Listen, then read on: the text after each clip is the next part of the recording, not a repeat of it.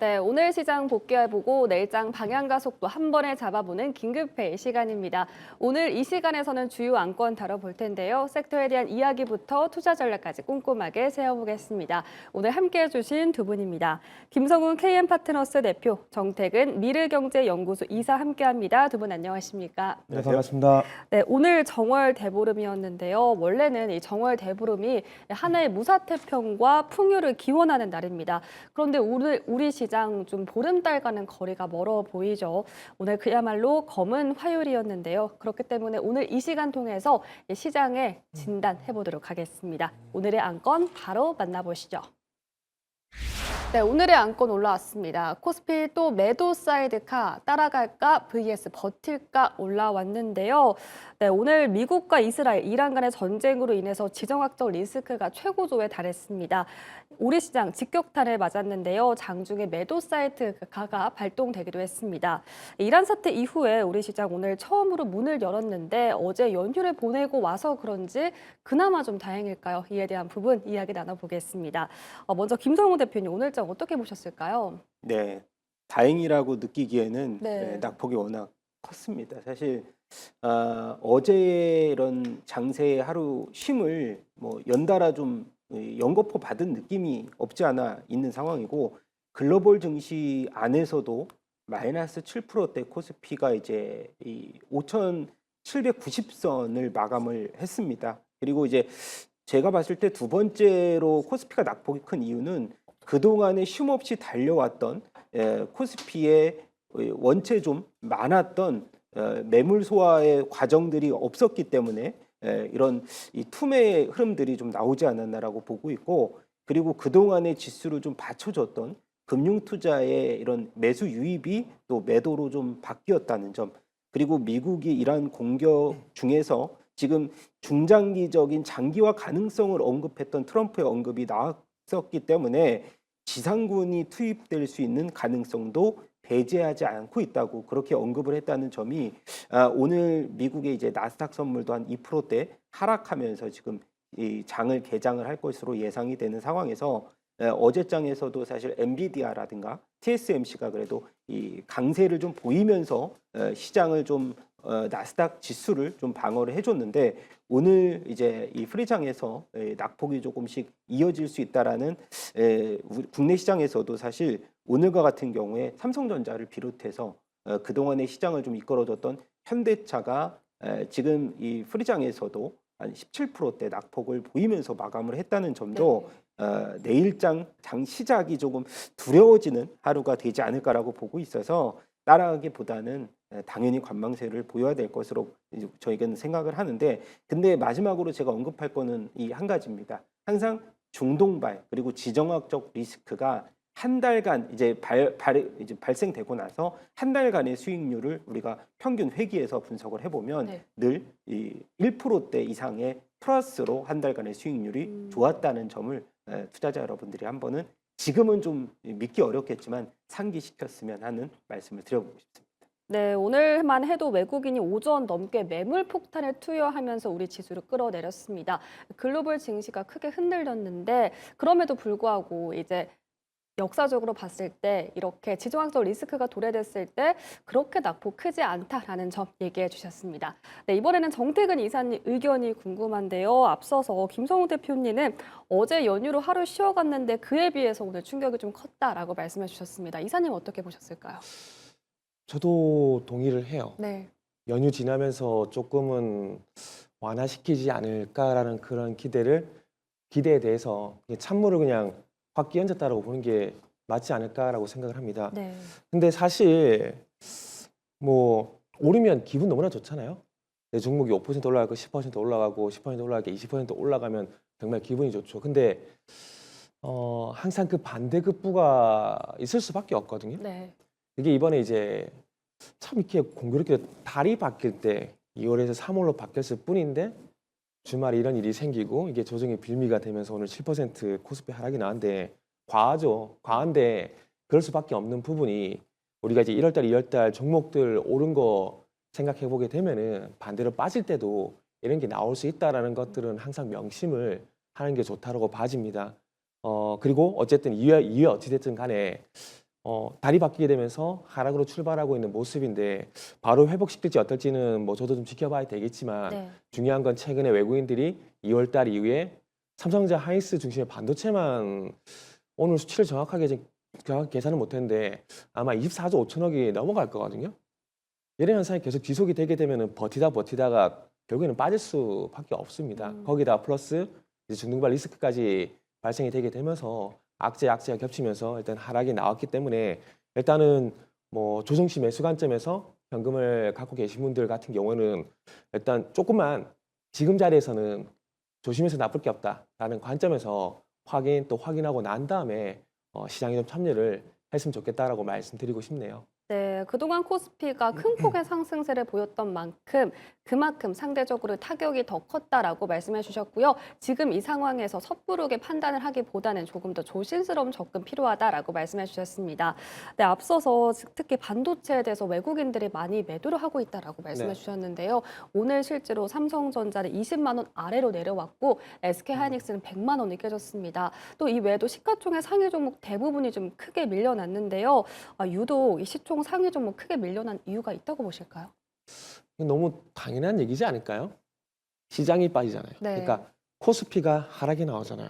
그러면은 누가 코스피 하락을 주도할까요? 대형주일까요? 중소형주일까요? 대형주요. 그죠? 그럴 수밖에 없어요. 그리고 코스피 지수하고 삼성전자 하이닉스를 놓고 보면은 작년 하반기부터 거의 비슷하게 거의 똑같이 가고 있거든요. 그러니까 결국 이제 대형주가 빠지게 되면 시장이 빠질 수밖에 없고 시장이 빠진다는 얘기는 대형주가 빠진다라고 보시는 게 일단 맞는 겁니다. 그래서 서두에 말씀드렸듯이 시장이 빠지면 대형주가 빠지는 건 너무나 당연하다고 봐야 될 것 같고 또 지수가 7% 빠졌거든요.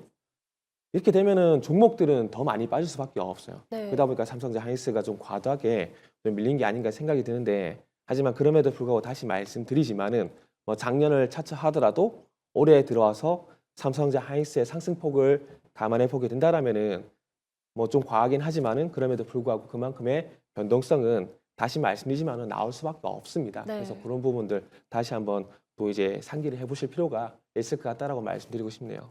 네, 오늘 시장 외국인이 좀 집중적으로 매도를 펼친 점 얘기해 주셨고요. 현재 시장 변동성이 크게 나타나고 있기 때문에 조금 조심스러운 접근 필요하다라고 다시 한번 강조를 해주셨습니다. 네, 그렇다면 이번에는 김성훈 대표님께 여쭤보고 싶습니다. 최근에 지정학적 리스크가 대두가 되더라도 금방 진화됐던 양상이 있었습니다. 앞서서 대표님께서 말씀해 주셨다시피 역사적으로 이 지정학적 리스크가 나왔을 때 전체적인 상승률은 1% 정도 보였다라고 말씀해 주셨는데요. 이번에도 그런 영상 나타날까요? 뭐 확률적으로 사실 이제 트럼프가 언급했던 4주에 더 걸릴 가능성들이 충분히 있죠. 네. 근데 지금으로서 지수를 우리가 논했을 때 어찌 보면은 장기화됐을 때 뭐 프랑스라든가 일부 이제 유럽에서도 러시아와 우크라이나가 이 전시가 지금 뭐 한 3년에서 4년 정도 지금 장기화될수록 뭐 에너지원이라든가 이제 원자재 가격의 급등 거기에 따른 금융의 전반적인 물가 상승이 사실 이 프랑스 재정이라든가 독일 재정에 대한 문제점으로 작용했기 때문에 제가 볼 때는 당연히 장기화되긴 어렵겠지만 혹이라도 장기화됐을 때 국내 시장에서도 수출에 대해서 가장 이제 키를 쥐고 있었던 우리나라 대기업이라든가 주식 시장의 양극화 현상이 굉장히 최근에 나왔었는데 오히려 최근 들어서 이제 많이 주도를 했던 반도체 자동차에는 악재가 될 수 있을 가능성들이 충분히 있어서 네. 오늘 시장에서도 그러한 주가의 이 양극화, 말하자면 그동안에 좀 랠리가 조금 부진했던 뭐 조선이라든가 그리고 에너지 관련주들라든가 그리고 유가라든가 정유주라든가 이런 부분들이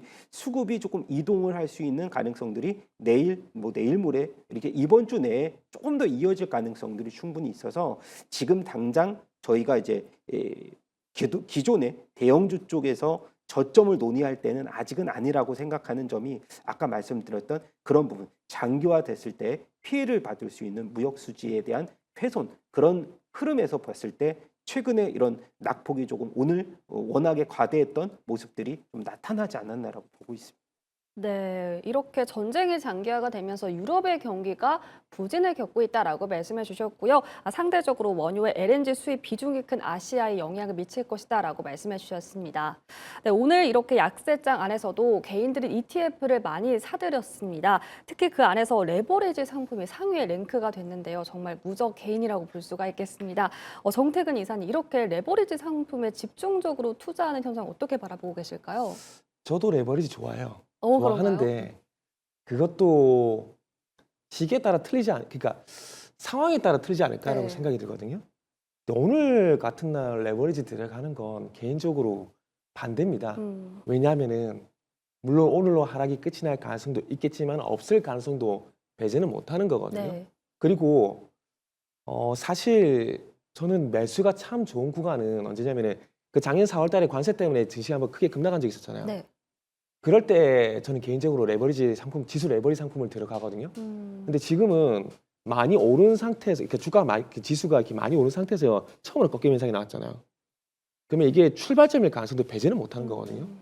그래서 만약에 이 하락이 출발점이라면은 지금의 레버리지 투자는 악수가 될 가능성이 상당히 높다라는 거죠. 네. 그래서 그런 관점에서 보게 되면은 그래서 조금만 더 참고 그래도 추세가 회복이 되는 걸 보고 하는 게 더 안전하지 않을까라는 생각이 들어서 개인적으로 조금 이제 사실 좀 아쉽습니다. 그렇기 때문에 일단은 뭐 첫 발을 내딛었다고 생각을 하고 그 이외에 추가적인 자금 같은 경우는 조금만 더 지켜보고 난 다음에 했으면 좋겠다는 생각이 들고 이게 아시겠지만은 오르는 것도 2배지만은 까지는 것도 2배거든요. 네. 그렇기 때문에 상당히 뼈 아파요. 오늘 삼성전자 14% 하락하니까 너무나 이게 뼈 아프잖아요. 레버리지도 마찬가지거든요.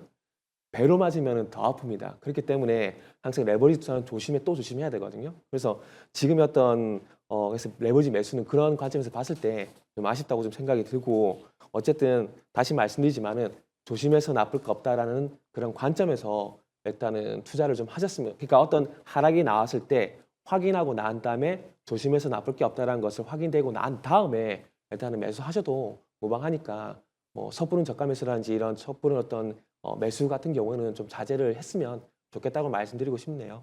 네, 최근 지수가 굉장히 많이 올라오고 난 이후에 처음으로 꺾이는 현상이 나타난 거기 때문에 아직은 추세를 확인한 후에 조심스럽게 접근하는 게 정말 필요하겠다라고 말씀해 주셨습니다.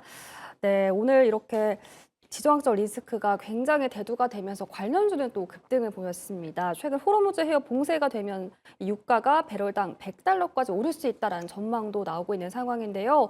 이 호르무즈 해협은 전 세계 물동량의 20%가 지나가는 핵심 수송로로 불리고 있죠. 그래서 오늘 정유주가 크게 주목을 받았습니다. SO를 오늘 신고가를 기록했고 다른 정유주도 일제히 올랐는데요. 김성훈 대표님, 정유주 어떻게 전망하실까요? 네, 일단 뭐 지금 S-오일이 무려 상한가를 기록한 적이 네. 거의 없었거든요. 제 기억엔 없었는데 지금 국제 유가가 이제 호르무즈 해협 이제 봉쇄 이슈로 인해서 뭐 한 7%대, 한 8%대 이제 상승을 했고 무려 이제 가스 가격도 이제 한 40% 정도 유럽에서는 급등을 했는데 사실 지금 예상으로는 WTI가 뭐 $100까지 오른다. 뭐 다른 이제 그 월가에서는 또 $120까지 얘기가 나오고 있는데 어찌 보면은 우리나라가 지금 중동 원유를 수출하는 비중이 워낙에 크다 보니까 중국을 비롯해서 아시아권 내에서는 이 레깅 효과에 대한 시차 그리고 유럽 이 유가라든가 제품에 대한 가격 상승이 재고 평가 이 수익으로 발생할 수 있는 가능성들이 충분히 있지만 S-오일에 대한 제가 이제 차트를 비교를 했을 때는 네.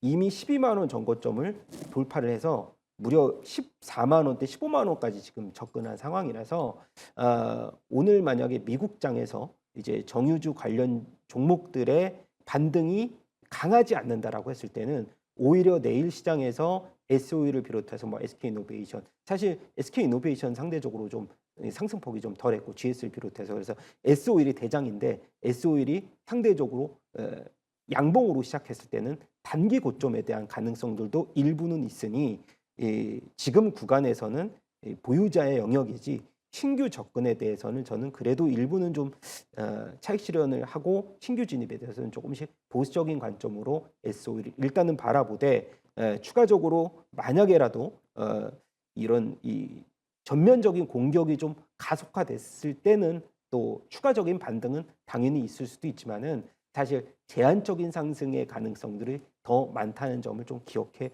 두셨으면 좋겠습니다. 네, 지금 이 상황에서 SOL, 특히 정유주를 비롯한 종목들 지금은 보유자의 영역에 나와 있다라고 말씀해 주셨습니다. 네, 그리고 오늘 해운주 역시 일제히 급등을 했죠. 흥하해운, 대하해운, 페노션 일제히 두 자릿수 상승 보였는데요. 정태근 이사님, 해운주는 또 어떻게 보세요? 지금 따라가도 괜찮을까요? 저는 물론 지금의 상황을 보게 되면은 네. 방산주라든지 뭐 해운주 매력적으로 보이죠. 근데 이게 영원히 계속 갈까요? 그건 아니라고 보게 된다라면은 저는 그냥 가능하다면 현금 갖고 있으면 좋겠다라고 생각이 들어요. 네. 저도 개인적으로 뭐 이러려고 이런 일이 예상이 돼서 한 건 아니지만 2월 말이 되게 되면 3월 달이 어떻게 될지 몰라서 네. 저는 일부 많이 좀 현금화를 해놨거든요. 어, 근데 이게 정말 신의 한 수가 된 것 같아요. 신의 한 수가 된 것 같은데, 그러니까 증시가 언젠가는 안정을 찾을 거란 말이죠. 네. 그러면 그때 가서 또 주도 섹터가 나올 거고, 그러면 그 주도 섹터가 만약에 이제 작년 하반기 삼성전자인지 하이스라든지 그리고 작년 상반기에 조방원이라든지 그런 움직임을 혹시라도 보여주게 된다라면은 그쪽에 자금을 투입을 해서 좀 느긋하게 가져가는 게 더 낫지 않을까 생각이 들거든요. 네. 어차피 지금 해운주 들어가는 것도 또 이제 뭐 그리고 정유주라든지 해운주 그리고 뭐 석유주 같은 것들 지금 이란발 중동 리스크 때문에 일단 들어가는 것들이고, 그리고 이 기회를 이게 일주일일지 한 달일지 모르겠지만 그 기한을 이용하는 거잖아요. 그러면은 언젠가는 매도를 해야 되는 거거든요. 그래서 물론 이것도 수익이 나겠지만은 이게 또 타이밍을 좀 잘못 잡게 되면은 또 못 빠져나오는 경우가 있어요. 네. 그래서 최악의 그런 경우는 없애야 된다고 생각을 하거든요. 그럴 바에는 차라리 현금을 가지고 있고 지금 이제 하락이 나왔을 때 좀 쉬었다가 시장이 돌아서줄 거거든요. 분명히 돌아서줄 때 그때 가서 좀 이제 이 가지고 있는 현금을 투입을 해서 다음에 대한 어떤 준비를, 그러니까 이보 전쟁을 위한 일보태라는 그런 관점에서 저는 다음을 차라리 좀 준비하는 게 좋지 않을까 생각이 듭니다. 개인적으로 이번 가격 조정을 통해서 이제 또 시장의 변화가 좀 나올 거라 생각을 하고 있는데, 지금 3월 달에 이제 코스닥 그 액티브 ETF 같은 것들이 이제 출시가 되잖아요. 네. 그렇게 된다라면 코스닥 시장 쪽으로 개인적으로 기회가 열리지 않을까라고 생각이 들거든요. 그래서 그런 관점에서 저는 일단은 준비를 하고 있고, 한번 저처럼 뭐 똑같이 하시든 안 하시든 저처럼 이렇게 앞으로에 대한 대비를, 그러니까 지금 시장이 좀 이제 변동성이 클 때 앞으로에 대한 대비를 한번 해보시는 게 또 좋겠다라고 말씀드리고 싶네요. 네, 이렇게 시장이 막 요동치니까 저도 모르게 자꾸만 매수 버튼 막 누르고 싶은 마음이 솟구치는데 이걸 조금 참으면서 현금 확보를 해보자. 그러면서 이제 증시 안정화가 되는 다음 스텝을 기다려보자라고 말씀해 주셨습니다. 그렇다면 이렇게 흔들리는 시장 안에서 지금 접근하기 좋은 종목 꼽아볼 텐데요. 먼저 김성훈 대표님 먼저 여쭤볼게요. 네. 사실 종목보다 저는 그래도 이제 지수 투자에 대해서 조금은 더 매력적으로 느끼는 시장의 네. 분위기인 것 같고요. 코스피 시장 올해 수익률이 지금 주가가 밀렸음에도 불구하고 오늘 종가 기준으로 37%고요. 네. 코스닥은 22% 정도입니다. 그냥 상대적으로 덜 오른 면이 없지 않아 있는 그래도 이제 코스닥 시장을 주목을 해보자. 그리고 이번에 코스닥이 만약에 국가 전략 산업 육성을 위해서 150조 규모의 국민성장 펀드가 이 코스닥 기업의 수혜를 얻을 것이라는 또 기대감이 있으니까 정책적 효과에 대한 기대감 그리고 체질 개선에 돌입한 코스닥 시장의 매력도는 내일 시장이 조금 밀린다라고 했을 때 접근 가능한, 그리고 코덱스 이 코스닥 이제 우리가 ETF 150 종목에 대해서는 조금 더 이제 이 거래 대금이 좀 큰 쪽으로서 아마 비중을 실어보는 것도 중요하다라는 판단 내려드리도록 하겠습니다. 네, 정태근 이사님은 어떤 점을 눈여겨보고 계실까요? 일단 오늘은 로켓 헬스케어를 이제 준비를 했는데, 네. 그러니까 제가 조금 전에 이제 코스닥 액티브 ETF 말씀드렸잖아요. 그거 감안해 보게 되면 3월 달에 그 코스닥 대형주 이제 편출입이 있을 거거든요. 거기에 이제 바이오 종목들이 들어가게 될 건데, 네. 그런 관점에서 이제 지난주 금요일 에인드 바이오, 로켓 헬스케어 이런 것들, 그리고 앞으로 G2G 바이오 같은 후보군이 좀 될 수가 있거든요. 네. 그러다 보니까 저는 바이오 쪽으로 조금 관심도 간다라고 좀 말씀을 좀 드리고 싶네요. 네, 오늘 이렇게 김성훈 대표는 코스닥 150 ETF 말씀해 주셨고요. 정태근 이사는 로켓 헬스케어 탑픽으로 선정해 주셨습니다. 오늘 이렇게 코스피, 코스닥에 대한 진단과 투자 전략까지 세워봤습니다. 긴급회의 여기서 마치겠습니다. 함께해 주신 두 분 고맙습니다. 네, 감사합니다.